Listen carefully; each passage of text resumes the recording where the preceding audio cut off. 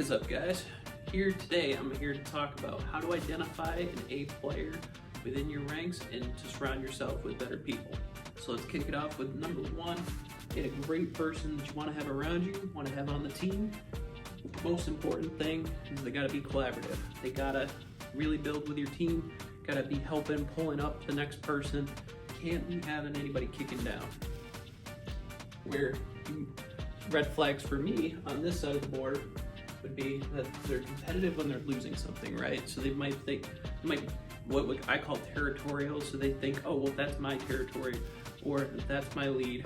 That's a big red flag for me to say, okay, nope, that person's not a good fit for the team. Gives praise. So anybody that knows me, anytime you give praise to another person, helps elevate the team that much more. Versus creates bad attention. So when you have a not great player on the team, they're usually consisting more like, here's my problems, here's this, here's that, and it eats up a lot of your time. Takes ownership. So another good piece about this is they're always the one that they say, hey, this is my problem, I caused this. Versus the other person's passing the buck, right? So you need more people that are taking ownership. And for you leaders out there, give the ownership too. So make sure you're giving the ownership. When something goes wrong, take it right back. Say, hey, this is on me. Next, a great person, they plan for the future. They're thinking ahead, they're being proactive. They're always thinking about what's next. How do we make this better? How do we do this that much more better for the customer? Things of that nature.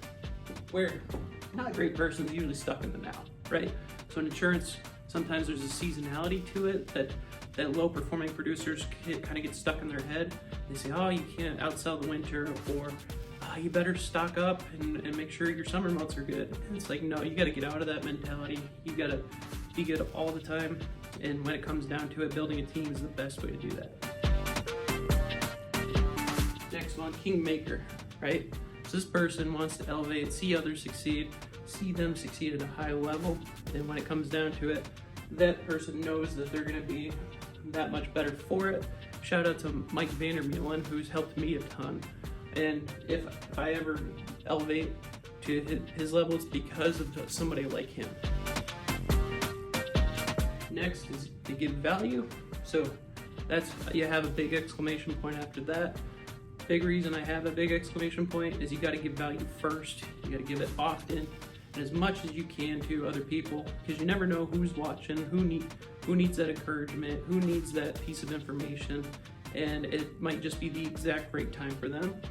Where other person's King Slayer, they're just looking to beat the next guy up, they're looking to beat somebody, and they're replacing value with lost time.